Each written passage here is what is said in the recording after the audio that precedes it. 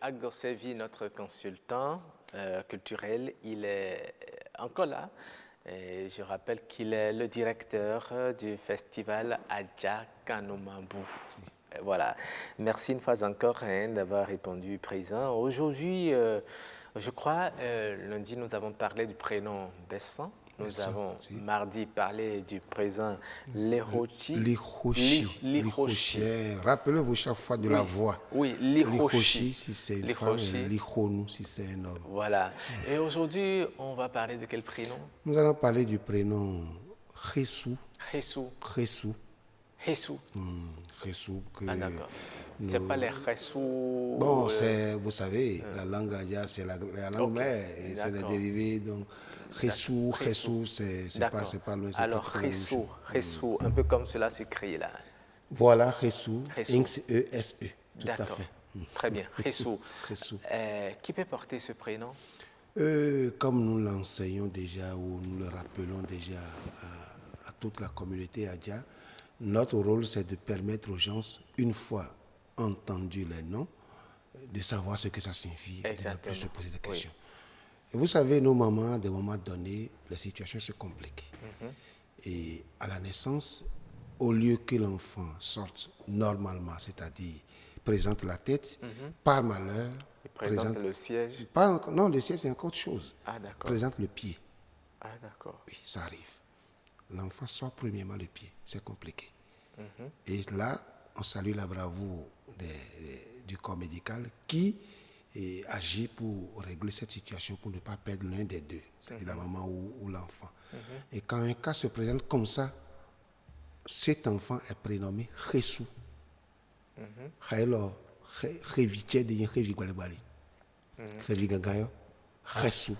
C'est Khessou, ça veut dire cet oiseau n'est pas un petit oiseau. L'oiseau, ok. Ce n'est pas un petit oiseau. C'est pas un petit, donc c'est un grand oiseau. Considéré comme un oiseau. Un grand oiseau. C'est une manière d'exprimer ce qui s'est passé. Excusez, c'est pas pour choquer des sensibilités. Non. Vous savez, à travers l'explication que vous avez donnée, dans d'autres communautés, quand un enfant présente le pied comme ça, on estime que c'est un enfant sorcier. Non, j'en arriverai là. Et on va faire des sacrifices. J'en arriverai là parce que pour ces enfants, il y a des rituels qu'on fait. Ah, d'accord. Tels qu'il y a des rituels comme pour les jumeaux et consorts. Oui. Et il y a des rituels spécifiques pour ces gens d'enfants parce que ce n'est pas un simple enfant. Ok. Oui. Donc, tel que vous l'avez dit, j'allais en venir là. Okay. Donc, ces enfants qui sortent d'abord les pieds, vous savez qu'il faut vite courir pour ne pas perdre la maman, parce que ça se complique déjà. Donc, un enfant qui sort les pieds, ce n'est pas les deux pieds qui viennent, c'est un pied. Ça peut être un pied comme deux pieds. Si c'est les pieds qui sortent d'abord, ce n'est pas facile.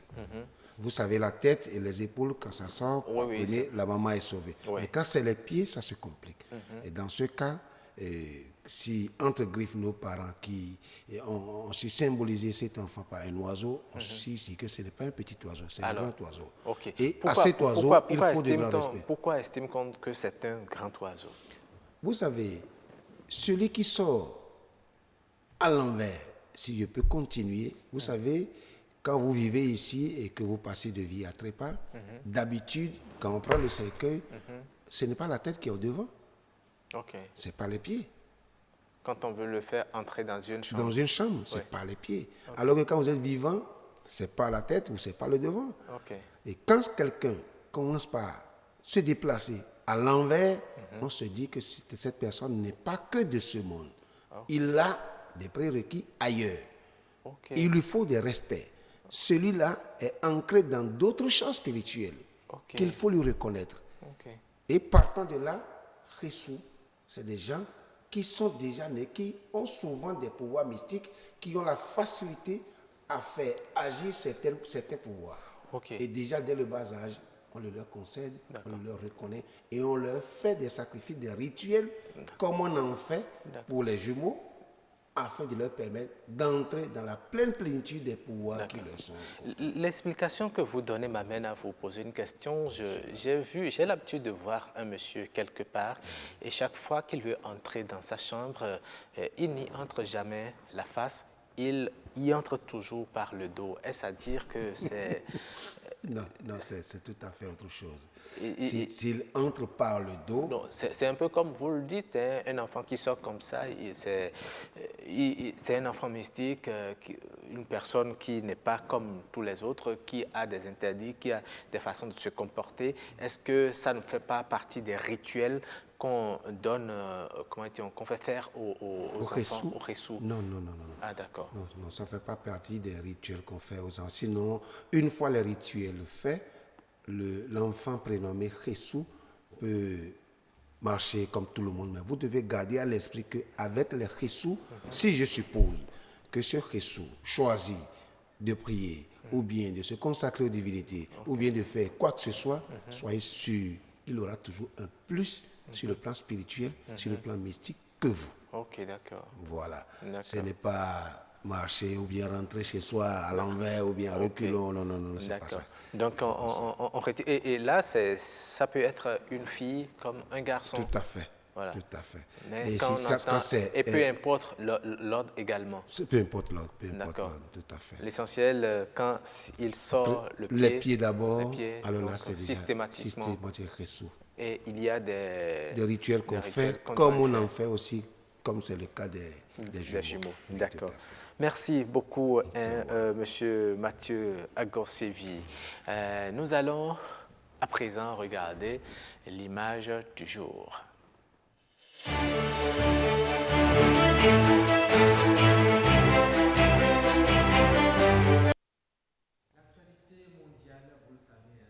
Le coronavirus qui sévit, le virus fait assez de victimes en Chine, en Italie, en France, un peu partout. C'est déjà présent en Afrique et même au Bénin. Et chacun use de ses manières pour se protéger.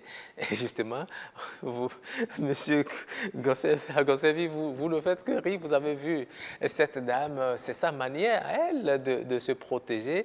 Elle s'est fait couverte le visage d'un sachet, bien qu'on ait engagé une lutte sans merci contre les sachets plastiques. Elle estime qu'avec ce sachet, elle peut se protéger. Est-ce que quelque part, elle a raison ou bien c'est juste pour déstresser, pour faire rire? Vous savez, il ne faut pas fuir le mal pour aller au pire. Certainement, nous fuyons le coronavirus et notre pauvre dame qui prend un gros sachet et puis elle risque même de s'asphyxier avant même que le coronavirus ne vienne. On dit les gens toussent. Quand vous toussez et que, bon, en même temps, vous captez le virus, ça entre dans vos narines et puis c'est fini. Je suis d'accord. Comme ça, elle estime qu'elle se protège et elle a même laissé un seul trou pour pouvoir pied froid. Parce que là, maintenant, elle s'est fabriquée cagoule là. Et c'est seulement un seul œil qu'elle a percé. Et je sais que ce n'est pas vous qui allez me démentir. On lui conseille simplement des cache-nez de 100 francs. Et puis, ah non, les cache-nez ne sont plus à 100 francs aujourd'hui. Les cache-nez coûtent excessivement cher aujourd'hui. Et vous savez, en temps normal, les autorités devraient faire ça aussi. Je suivais les informations sur RFI ce matin où au Kenya, dans les pharmacies, ils ont augmenté exagérément les prix des solutions hydroalcooliques parce qu'il y a, comment dit-on, coronavirus et la forte demande, mais ils ont été sanctionnés. Aujourd'hui, les cache-nez également coûtent très cher aujourd'hui dans le marché. Oui, dans ce cas, je compte sur la promptitude de l'exécutif et du ministre de la Santé béninois qui ne vont pas hésiter, ils vont agir. Ils font beaucoup. Ils font beaucoup et on les salue au passage. Je suis sûr que à travers leur plan d'action, ils vont agir afin de soutenir la population qui n'a pas les moyens, c'est pour faire face à ce genre. Absolument. Mais nous conseillons sincèrement à notre pauvre dame de changer de forme. Si elle a un torchon bien pas impropre, ce serait mieux que de s'asphyxier avant que le coronavirus ne vienne à elle. Voilà, merci beaucoup. C'est moi qui vous remercie. Le message est bien compris. Alors, nous allons vous souhaiter une très bonne journée. Et avec plaisir, nous allons vous recevoir une autre semaine, peut-être en 2 ou en 3. Il n'y a pas de problème. Nous sommes disposés pour la valorisation de la culture de notre pays. Infiniment merci. Merci, nous remercions. Alors, nous sommes mercredi. Nous allons, dans notre instant éco, parler du riz. Nous allons parler du riz, comme vous voyez déjà, du riz, de sa production, de sa commercialisation et de sa consommation également. Il faut dire que le Bénin veut atteindre la production de 1 million de tonnes de riz en 2022. Et pour réaliser ce challenge, le ministre de l'Agriculture est allé galvaniser les producteurs. Aujourd'hui, le Bénin est à plus de 400 000 tonnes de production de riz, à peine ce qu'il faut pour nourrir les Béninois. Il faut donc agir pour booster la production.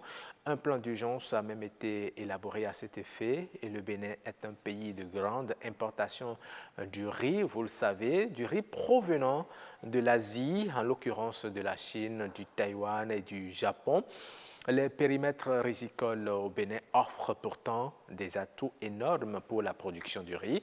Et le ministre de l'Agriculture a foi que très bientôt, le Bénin redeviendra un grand producteur et exportateur du riz. Sur le marché, il existe déjà du riz produit ici au Bénin et qui n'ont rien à envier au riz importé. Depuis quelque temps, avec 3 500 francs déjà, vous pouvez vous acheter un sac de 5 kg de riz de très bonne qualité. Et le riz étant l'un des aliments les plus consommés au Bénin, il est important d'encourager les producteurs et aussi inciter les Béninois à consommer du riz localement produit. Avec la prévision d'1 million de tonnes de riz à l'horizon 2022, les autorités béninoises espèrent gagner le pari de l'autosuffisance alimentaire.